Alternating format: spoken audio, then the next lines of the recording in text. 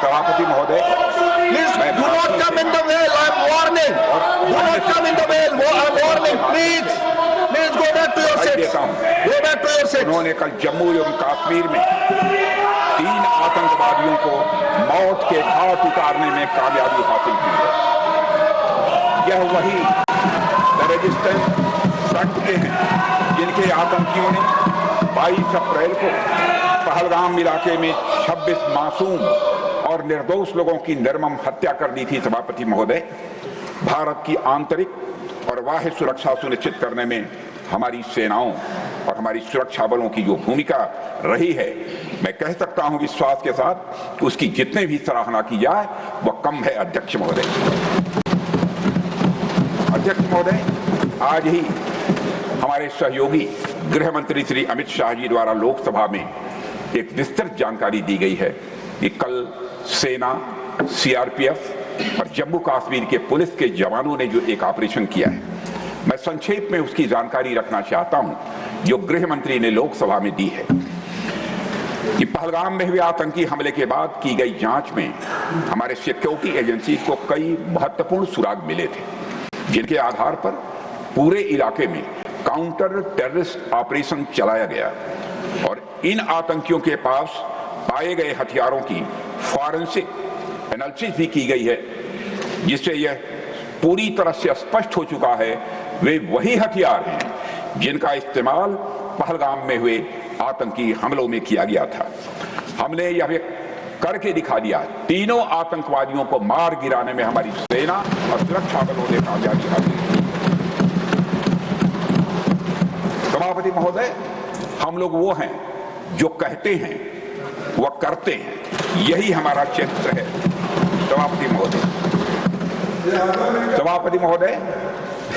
सभापति महोदय, जैसा कि सदन को जानकारी है कि 6 और 7 मई 2025 को भारतीय सेनाओं ने ऑपरेशन सिंदूर के नाम से एक ऐतिहासिक सैन्य कार्रवाई को अंजाम दिया था।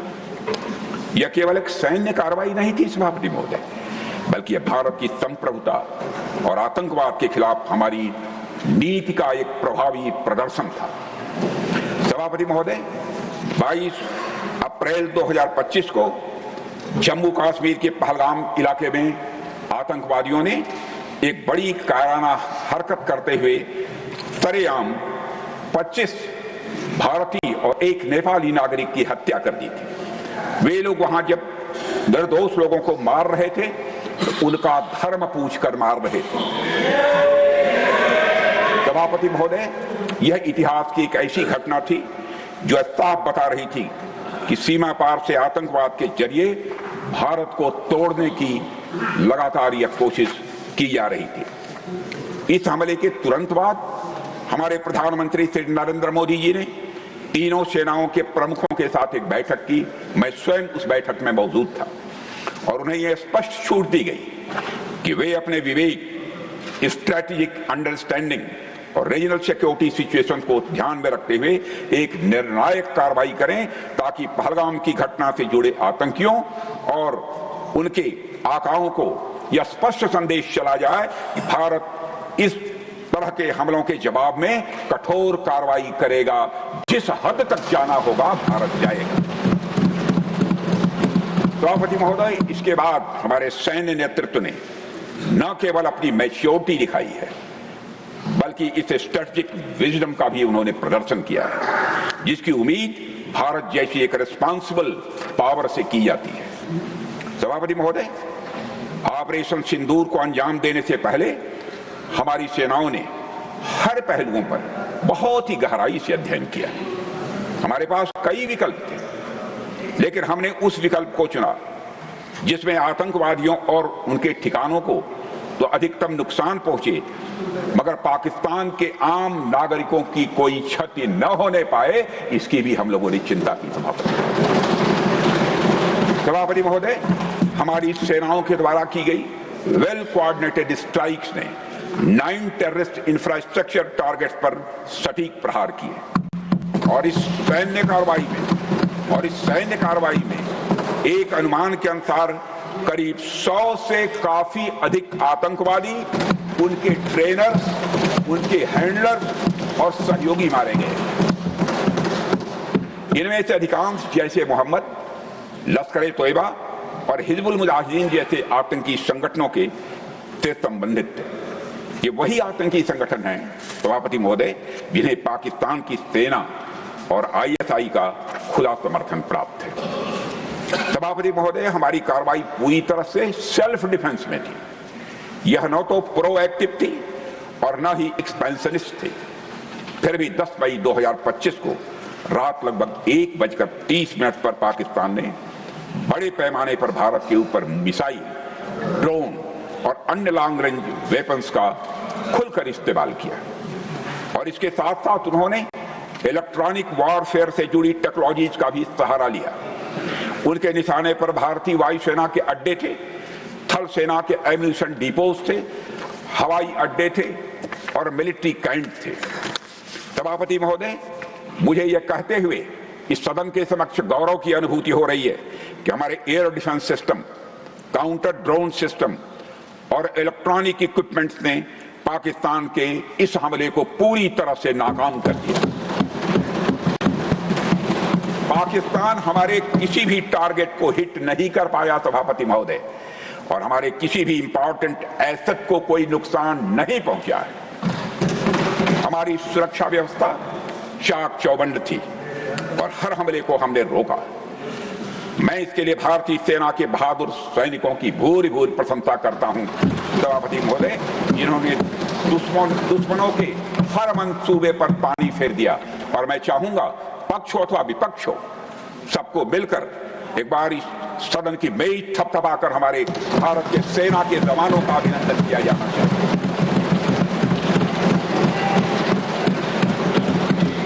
सभापति महोदय, पाकिस्तान के इस हमले के जवाब में हमारी कार्रवाई साहसिक, ठोस और प्रभावी रही है। भारतीय सेना ने वेस्टर्न फ्रंट पर पाकिस्तान के हवाई अड्डों, कमांड एंड कंट्रोल उनके जो सेंटर्स थे उसे, मिलिट्री इंफ्रास्ट्रक्चर्स और एयर डिफेंस सिस्टम को निशाना बनाया और इस मिशन को हमारी सेनाओं ने सफलतापूर्वक अंजाम देने में कामयाबी हासिल की है। सभापति महोदय, हमारी सेनाओं ने चकलाला, सरगोधा, रफीकी, सीट पर रहीम यार खान, जैकबाबाद, सुक्कुर, बोलारी जैसे बड़े एयरबेस पर प्रहार किया और पूरी दुनिया ने भारतीय वायुसेना के शौर्य और पराक्रम की तस्वीरें देखी, सैटेलाइट इमेजरी लोगों ने देखी। सभापति महोदय, ऑपरेशन सिंदूर ट्राई सर्विसेज कोऑर्डिनेशन की एक शानदार मिसाल थी। भारतीय वायुसेना ने आसमान से हमले किए, हमारे थल सेना ने जमीन पर अपना मोर्चा संभाल लिया सभापति महोदय, और हमारे जवान नियंत्रण रेखा पर पूरी ताकत से डटे रहे और पाकिस्तान की हर हरकत का करारा जवाब दिया। भारतीय नौसेना ने भी उत्तरी अरब सागर में अपनी तैनाती मजबूत कर दी। भारतीय नौसैनिकों ने पाकिस्तान को यह साफ संदेश दे दिया कि हम समुद्र से लेकर जमीन तक सभापति महोदय पाकिस्तान के हर महत्वपूर्ण ठिकानों पर प्रहार करने में न केवल सक्षम हैं बल्कि हम पूरी तरह से तैयार हैं। सभापति महोदय, इस ऑपरेशन का मकसद आतंकी ठिकानों को तबाह करना था और यह साफ संदेश देना था कि भारत आतंकवाद के खिलाफ जीरो टॉलरेंस रखता है। सभापति महोदय, ऑपरेशन सिंदूर का ओवरऑल पॉलिटिको मिलिट्री ऑब्जेक्टिव यह था कि आतंकवाद के रूप में प्रॉक्सी वार लड़ रहे पाकिस्तान को सजा दी जाए। इसी वजह से आर्म्ड फोर्सेस को पूरी आजादी दी गई थी कि वो अपने टारगेट्स खुद चुने और उसका करारा जवाब दें। सभापति महोदय, इस ऑपरेशन का उद्देश्य कभी भी युद्ध छेड़ना नहीं था बल्कि फोर्स के डिमॉन्स्ट्रेटिव यूज से एडवर्सरी को झुकाने के लिए मजबूर करना था। सभापति महोदय, 10 मई की सुबह जब भारतीय वायुसेना ने पाकिस्तान की मल्टीपल एयरफील्ड्स पर करारा प्रहार किया तो पाकिस्तान ने हार मान ली सभापति महोदय, और हॉस्टिलिटीज रोकने की उनके डीजीएमओ के द्वारा पेश कर दी, हमारे डीजीएमओ के द्वारा नहीं। यह हॉस्टिलिटी रोकने की पेशकश पाकिस्तान के डीएबओ के द्वारा की गई और यह पेशकश इस शर्त के साथ स्वीकार की गई कि ऑपरेशन केवल स्थगित किया जाएगा, यह समाप्त नहीं किया जाएगा। ऑपरेशन सिंदूर स्थगित किया जाएगा। अगर पाकिस्तान के ओर से भविष्य में कोई आतंकी करतूत की गई तो हम फिर ऑपरेशन शुरू करने में रंच मात्र भी संकोच नहीं करेंगे। सभापति महोदय, हमारे सैनिकों का जो मनोबल है, मातृभूमि की रक्षा के प्रति जो उनका समर्पण है, ऑपरेशन सिंदूर में उसका दर्शन इस देश के 140 करोड़ से अधिक जनता ने देखा है। प्रधानमंत्री जी ने स्वयं एक एयर बेस पर वह गए और उन्होंने सैनिकों से भेंट करके हमारी सेनाओं के ऊंचे मनोबल और उत्साह को देखा और अनुभव किया। मुझे खुद भी सीमावर्ती क्षेत्रों में जाकर हमारे जवानों से मुलाकात करने का अवसर मिला है। श्रीनगर के मिलिट्री बेस पर, भुज के एयर बेस पर और उधमपुर के कमांड सेंटर पर हर जगह मैंने देखा हमारे सैनिकों का मनोबल अपने बुलंदी पर है। सभापति महोदय, उनकी आंखों में विश्वास है, उनका संकल्प अडिग है। वो न केवल भारत की सीमाओं की रक्षा कर रहे हैं बल्कि हमारे राष्ट्रीय स्वाभिमान की भी वह रक्षा कर रहे हैं। सभापति महोदय, ऑपरेशन सिंदूर को सिर्फ वर्तमान से जोड़कर नहीं देखा जाना चाहिए, बल्कि इसका रोल भारत के भविष्य को शेप करने में भी बहुत ही महत्वपूर्ण है। महोदय, कोई भी व्यक्ति या राष्ट्र अपने चरित्र के अनुसार किसी मुद्दे पर रिएक्ट करता है, लेकिन उसका जो रिएक्शन होता है वह भी आगे चलकर कहीं न कहीं उसके चरित्र को प्रभावित करता है। इसलिए कोई भी बड़ा कदम उठाते समय वर्तमान के साथ साथ भविष्य की संभावनाओं का भी ध्यान रखा जाना चाहिए। और सभापति महोदय, यह हमारे इतिहास का एक कटु सत्य है कि लगभग 800 वर्षों की गुलामी के बाद यह माना जाने लगा था कि हिंदुस्तान की जनता स्वभाव से बहुत आक्रामक नहीं है बल्कि बेहद शांति प्रिय है। हमारे बारे में एक ऐसी आम धारणा लंबे समय तक बनी रही है। आप पश्चिम का साहित्य उठाकर देख लीजिए, आप मध्यकालीन इस्लामिक लिटरेचर उठाकर देख लीजिए। सभापति महोदय, हर जगह हिंदुस्तानियों को कमतर दिखाने की कोशिश की गई है। आप सोचिए कि एक राष्ट्र के चरित्र के लिए यह कितना अपमानजनक था। इसलिए जब अंग्रेजों के खिलाफ चंद्रशेखर आजाद और सरदार भगत सिंह जैसे क्रांतिकारियों ने अपना दमखम दिखाया तो हमने उसे डिस्कवरी ऑफ इंडिया की तरह देखा, जबकि वास्तव में वह रीडिस्कवरी ऑफ इंडिया थी। हमारे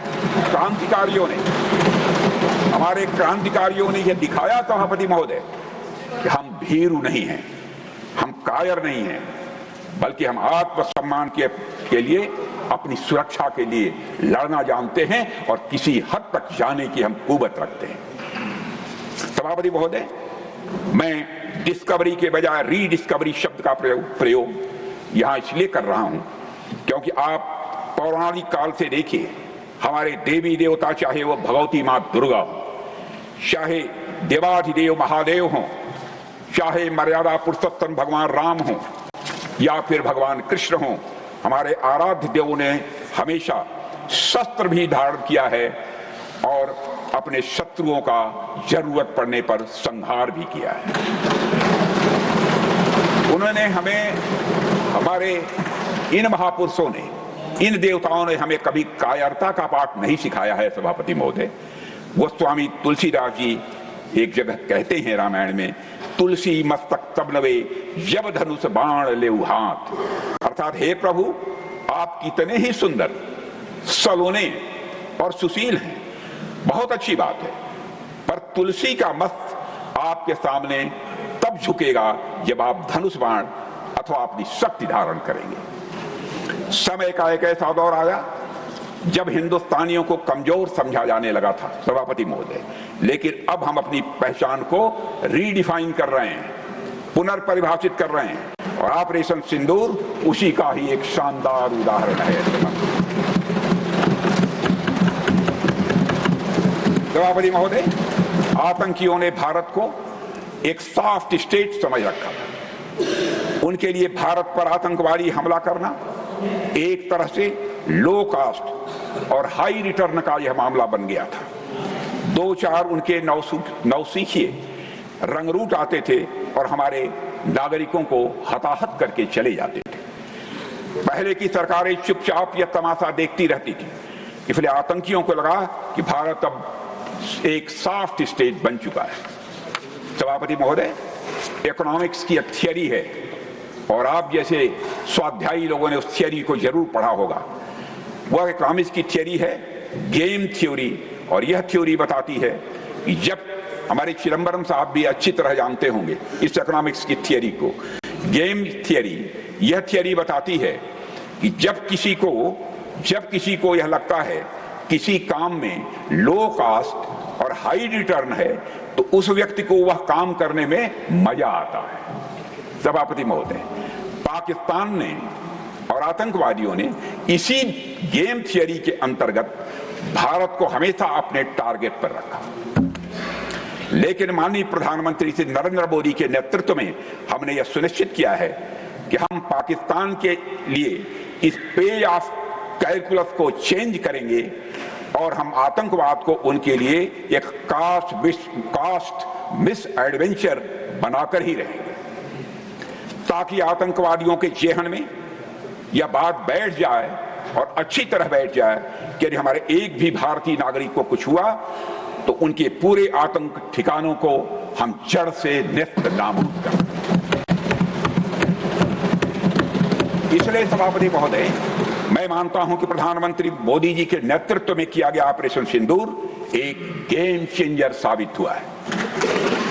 सभापति महोदय, यह तो रही वर्तमान की बात, लेकिन भविष्य के हिसाब से ऑपरेशन सिंदूर का महत्व यह है कि भारत का नागरिक अब किसी सॉफ्ट देश का वल्नरेबल सिटीजन नहीं है, बल्कि एक आम भारतीय अब एक मजबूत भारत का स्वाभिमानी नागरिक है। सभापति महोदय, अभी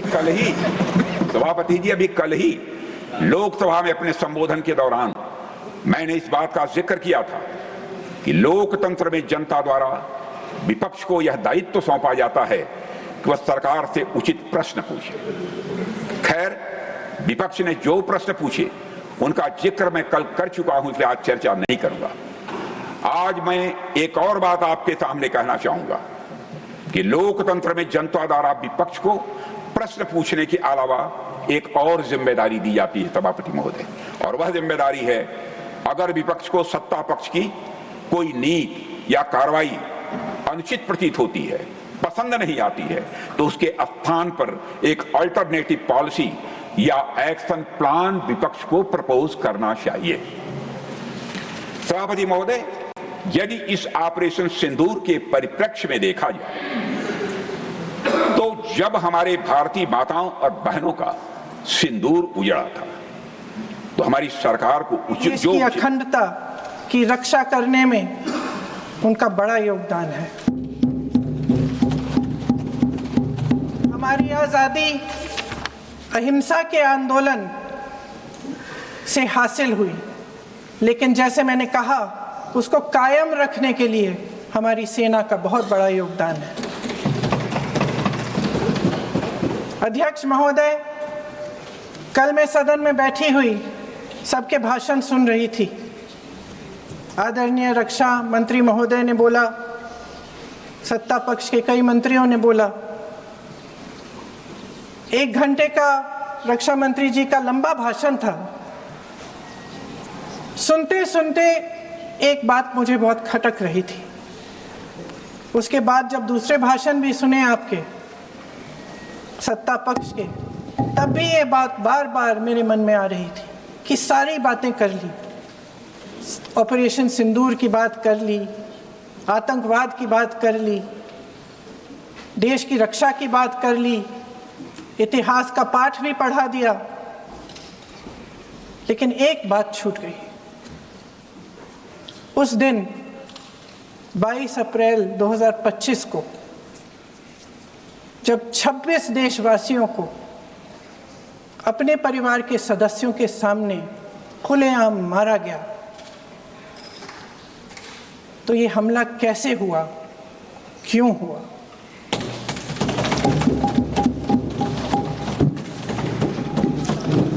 अध्यक्ष महोदय,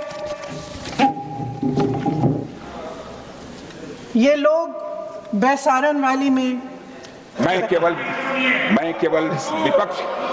केवल विपक्ष के सम्मानित सदस्यों से ही नहीं बल्कि सभी सम्मानित सदन के सदस्यों से मैं कहना चाहूंगा, आज नाग पंचमी है।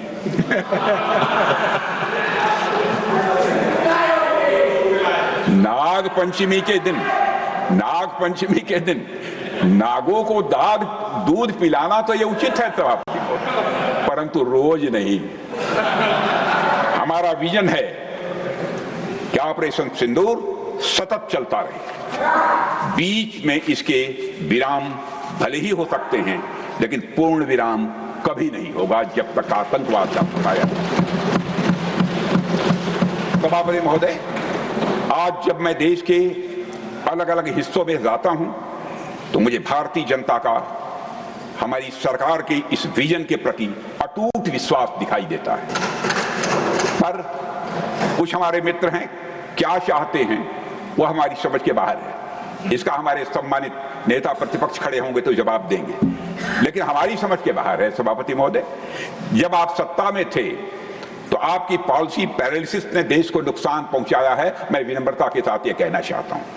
और आज जब आप विपक्ष में हैं तो आपकी पॉलिसी बैंकरप्सी देश के लिए और लोकतंत्र के लिए चिंता का विषय बन चुकी है। सभापति महोदय, हमारे विपक्ष के कुछ मित्र यह भी कह रहे हैं कि ऑपरेशन सिंदूर के दौरान हमें पाक ऑक्युपाइड कश्मीर यानी पीओके पर कब्जा कर लेना चाहिए था, पहले क्यों नहीं किया? जब मैं विपक्ष के अपने साथियों से यह बातें सुनता हूं, सभापति महोदय, मुझे आश्चर्य होता है कि ये लोग मन से यह बातें कर रहे हैं या केवल सिर्फ दिखावा मात्र है। खैर जो भी हो, खैर सभापति महोदय, जो भी हो, हमेशा से ही भारतीय जनता पार्टी का और खुद मेरा भी ये स्टैंड रहा है कि वह दिन जरूर आएगा जब पाक ऑक्युपाइड कश्मीर के लोग,